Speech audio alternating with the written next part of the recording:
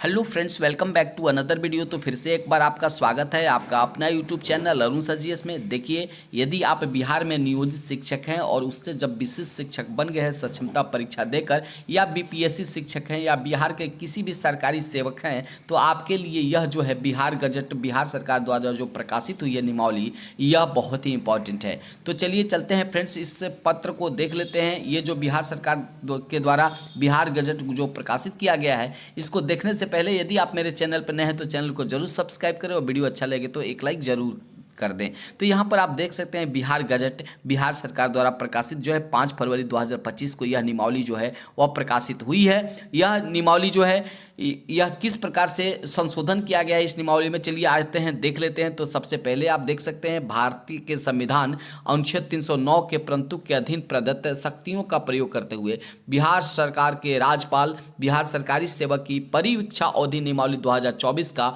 संशोधन करने के लिए यह जो है नियमावली बना रही है। तो यह जो है परिवीक्षा अवधि नियमावली 2024 जो थी उसका संशोधन हो चुका है और यह नियमावली जो है निम्नलिखित रूप से संशोधित हुआ है। तो सबसे पहले नाम में संशोधन हुआ है। देखिए, यह नियमावली बिहार सरकारी सेवक की परिवीक्षा अवधि संशोधन नियमावली 2025 कही जाएगी। तो नाम में पहला संशोधन, इसका विस्तार संपूर्ण बिहार राज्य में होगा और यह तुरंत प्रवृत्त होगा, यानी कि इसका प्रारंभ जो है वह तुरंत होने वाला है।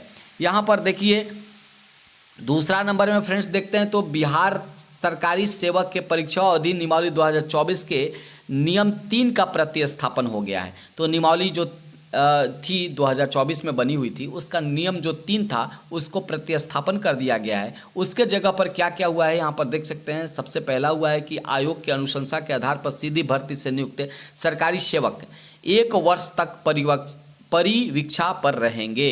पहले जो था यह परिवीक्षा अवधि की जो सीमा थी वह 2 वर्ष की थी, उसको घटाकर अब 1 वर्ष कर दिया गया है।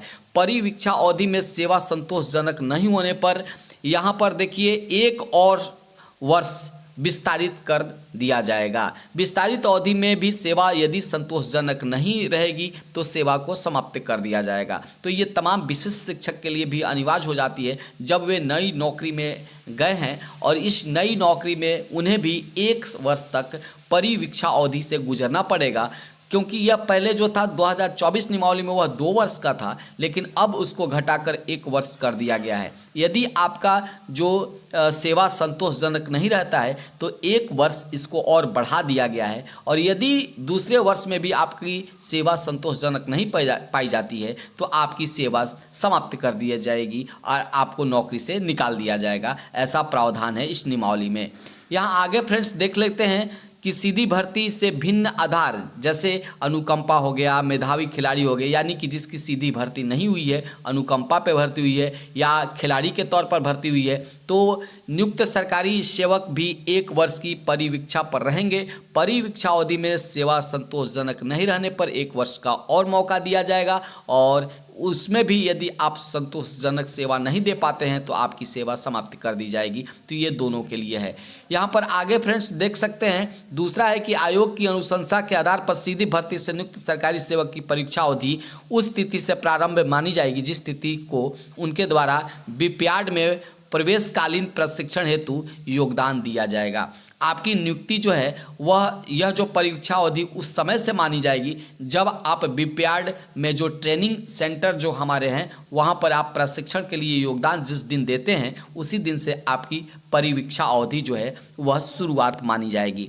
तो फ्रेंड्स इस प्रकार से यह जो है परिवर्तन हुए हैं। यहाँ किसी प्रतियोगिता परीक्षा के परीक्षाफल के आधार पर अनुशंसित अभ्यर्थी की सूची आयोग द्वारा संबंधित प्रशासकीय विभाग को उपलब्ध कराई जाएगी। तदुपरांत सामान्य प्रशासन विभाग द्वारा बीपीएड या अन्य प्रशासकीय विभागों के परामर्श से प्रवेशकालीन प्रशिक्षण जो है वह कराई जाएगी। सभी संबंधित प्रशासकीय विभागों द्वारा उक्त निर्धारित तिथि के पूर्व अनुशंसित अभ्यर्थियों की नियुक्ति पत्र आवश्यक औपचारिकताओं को पूरा कर निर्गत किया जाएगा। सभी नवनियुक्त सरकारी सेवक बीपीआर द्वारा निर्धारित तिथि को प्रवेशकालीन प्रशिक्षण सत्र में योगदान देंगे। तो ये तमाम जो है प्रशिक्षण से रिलेटेड है। उसके बाद में यहाँ पर आगे देख सकते हैं फ्रेंड्स, जो इम्पोर्टेंट है वह 5 नंबर है कि आयोग की अनुशंसा के आधार पर सीधी भर्ती से नियुक्त सरकारी सेवक का फॉर्म 202 में योगदान बीपीआर द्वारा ही स्वीकृत किया जाएगा और उनका HRMS में ऑन बोर्डिंग तथा आवश्यकता अनुसार प्राण आवंटित कराने की कार्रवाई भी बीपीआर द्वारा ही कराया जाएगा। तो प्राण नंबर जो जनरेट होगा वह बीपीआर के द्वारा ही वहाँ पर कराया जाएगा, क्योंकि आपका जो है ट्रेनिंग जैसे ही बीपीआर में आपका स्टार्ट हो जाता है उसी दिन से परिवीक्षा अवधि आपकी शुरुआत हो जाती है। इस आधार पर यहाँ पर वित्त विभाग HRMS द्वारा निर्गत उनके वेतन पूर्जा के आधार पर प्रवेशकालीन प्रशिक्षण अवधि के वेतन का भुगतान संबंधित प्रशासनिक विभाग द्वारा मुख्यालय से ही कर दिया जाएगा। तो यहाँ वेतन भुगतान भी बीपीआर के द्वारा ही आपको वहीं से कर दिया जाएगा। तो फ्रेंड्स यहाँ 7 नंबर में देख सकते हैं, बीपीआर के प्रवेशकालीन प्रशिक्षण सत्र में अधिकतम 15 दिनों के विलंब तक सम्मिलित होने की अनुमति बीपीआर द्वारा दी जा सकेगी। आपका जो है 15 दिन से ज़्यादा यदि विलंब हो जाते हैं उस प्रवेशकालीन प्रशिक्षण सत्र में जाने से आपको फिर रोक दिया जाएगा, आप वहां पर नहीं ले सकते हैं प्रशिक्षण। 15 दिनों के अधिक विलंब की स्थिति में संबंधित नवनियुक्त सरकारी सेवक को बीपीआर द्वारा आयोजित किए जाने वाले अगले प्रवेशकालीन प्रशिक्षण सत्र में सम्मिलित होने का अवसर दिया जाएगा, परंतु इस स्थिति में संबंधित प्रयासी विभाग द्वारा उनकी परिवीक्षा अवधि विस्तारित की जाएगी। तो इस प्रकार से यहाँ पर जो है वह ट्रेनिंग आपको लेने के 15 दिन विलंब रह सकते हैं। 15 दिन से ज़्यादा जैसे ही विलंब होते हैं तो आपको अगले सत्र में यहाँ पर डाल दिया जाएगा। यहाँ अगला देख सकते हैं फ्रेंड्स, यहाँ 3 नंबर में संशोधन हुआ है। बिहार सरकारी सेवक की परीक्षा अवधि नियमावली 2024 के नियम 4 उपनियम 7 का जोड़ा जाना। यहाँ 7 उपनियम को जोड़ा गया है। यहाँ पर देख सकते हैं 7 क्या कहता है कि किसी सेवा संवर्ग की विशिष्ट आवश्यकताओं के आधार पर सरकार विभाग की अनुशंसा एवं समान प्रशासन विभाग की सहमति से विशिष्ट आदेश द्वारा संबंधित सेवा के नवनियुक्त कर्मियों की प्रवेशकालीन प्रशिक्षण अवधि को विस्तारित कर सकेगी, परंतु प्रशिक्षण अवधि में ऐसे विस्तार के उपरांत भी संबंधित कर्मी की परिवीक्षा अवधि 1 वर्ष का ही होगा। तो 1 वर्ष का ही यहाँ पर रहने वाला है आपका जो है प्रशिक्षण। यहाँ पर 4 नंबर में देख सकते हैं, तो 4 नंबर में भी संशोधन हुआ है फ्रेंड्स। तो बिहार सरकारी सेवक की परीक्षा अवधि नियमावली 2024 के नियम 5 का यहाँ पर प्रतिस्थापन हो गया है। तो नियम 5 क्या कहता है, तो यहाँ देख सकते हैं, आयोग की अनुशंसा से सीधी भर्ती नियुक्त सरकारी सेवकों की सेवा निम्न अपेक्षाएं पूरी करने के उपरांत संपुष्ट की जा सकेगी। तो सेवा संपुष्टि यहाँ पर बहुत ही इंपॉर्टेंट हो जाता है। तो सेवा संपुष्टि करने के लिए आपको है कि नियम 4 में यथा निर्धारित प्रवेशकालीन प्रशिक्षण के सभी चरणों को सफलतापूर्वक पूरा करना होगा। तो जो भी प्रवेशकालीन आपका प्रशिक्षण होगा उनके जितने भी चरण होंगे, हालांकि 4 चरण है, चारों चरण में आपको सफलतापूर्वक उनको पूरा करना होगा। इन चरणों में संबंधित प्रशिक्षण संस्थान द्वारा यथा निर्धारित परीक्षा असाइनमेंट पूरा करना सम्मिलित होगा। दूसरा में कहता है कि केंद्रीय परीक्षा समिति राजस्व परिषद द्वारा यथा निर्धारित विभागीय परीक्षा की सभी पत्रों में उत्तीर्णता प्राप्त करनी होगी। संबंधित सेवा संवर्गीय नियमावली यथा निर्धारित अन्य अपेक्षाओं को भी पूरा करना होगा। इस तरीके से आपको जो है ट्रेनिंग सेंटर में जो भी चरण होंगे उनके उसको पूरा करना आपका होगा। यहाँ पर देख सकते हैं सीधी भर्ती से भिन्न आधार पर अनुकंपा और मेधावी खिलाड़ी जो हैं सरकारी सेवकों की सेवा अपेक्षाएं पूरे करने के उपरांत संपुष्ट की जाएगी। तो यहाँ पर भी है कि नियम 4(6) के प्रावधान के आलोक में यथा निर्धारित प्रवेशकालीन प्रशिक्षण को सफलतापूर्वक पूरा करना, जिसमें संबंधित प्रशिक्षण संस्थान द्वारा यथा निर्धारित परीक्षा असाइनमेंट को पूरा करना होगा। यानी जो भी परीक्षाएं ली जाएंगी आपको उसको सफलतापूर्वक जो है वह पास करना होगा। तो इस प्रकार से है। और जो सबसे इंपॉर्टेंट फ्रेंड्स है इस नियमावली में वह है वरीयता का निर्धारण यहाँ पर हो चुका है। तो वरीयता का निर्धारण यहाँ देखना इंपॉर्टेंट हो जाएगा। तो वरीयता का निर्धारण किस प्रकार से किया जाएगा आप देख सकते हैं। बिहार लोक सेवा आयोग की संयुक्त प्रतियोगिता परीक्षा के आधार पर अनुशंसित एवं सीधी भर्ती से नियुक्त सरकारी सेवकों की पारस्परिक वरीयता का निर्धारण आयोग की परीक्षा के प्राप्तांक, प्रवेशकालीन प्रशिक्षण के विभिन्न चरण में प्राप्तांक और केंद्रीय परीक्षा समिति राजस्व परिषद द्वारा आयोजित विभागीय परीक्षा के प्राप्तांक को निम्नोक्त अधिमता के आधार पर प्राप्त कुल अंक जो जेड अवरोही क्रम में दिया जाएगा, अधिमता के आधार पर प्राप्त कुल अंक जेड की गणना निम्नवत की जाएगी। तो जेड की गणना किस प्रकार से करना है और यहाँ पर बताया गया है कि उसी के आधार पर आपको वरीयता जो है घोषित किया जाएगा। यहाँ पर देखिए सबसे पहला है कि आयोग की प्रतियोगिता परीक्षा होगी, उसमें कुल प्राप्तांक, कुल निर्धारित अंक और उसका 66% मल्टीप्लाई करके यहाँ पर अधिमता का निर्धारण किया जाएगा।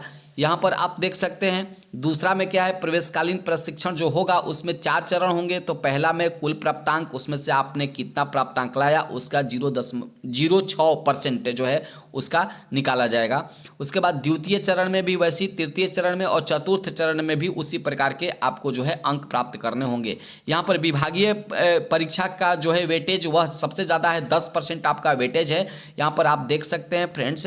तो विभागीय परीक्षा में जो इतना निर्धारित अंक है उसमें जो प्राप्त अंक किए उसका 10% जो है वह विभागीय परीक्षा के द्वारा निर्धारित किया जाएगा। तो यदि आपको वरीयता के आधार पर आप देखेंगे कि तो सबसे ज़्यादा 66% जो है यह आयोग की प्रतियोगिता जो परीक्षा हो रही है उसका 66% आपको वेटेज दिया जाएगा।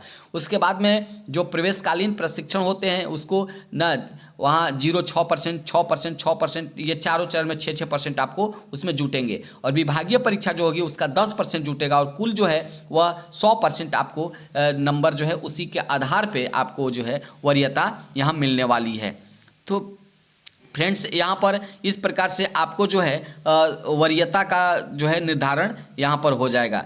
यहाँ पर आगे फ्रेंड्स जब हम देखते हैं 5 नंबर में, तो 5 नंबर कहता है कि बिहार सरकारी सेवक की परीक्षा अवधि नियमावली 2024 के नियम 9 में अंतः स्थापन हुआ है। तो यहाँ नियम 9 क्या कहता है यहाँ पर देख सकते हैं और यह अंतिम नियम है। यहाँ पर सामान्य प्रशासन विभाग द्वारा परिपत्र संख्या 15/7/84 दिनांक 26/8/1972 द्वारा 27/63 दिनांक 23/2/2016 एतद द्वारा विस्तारित किया जाता है। तो इसका विस्तार किया जाता है बिहार के राज्यपाल के आदेश से।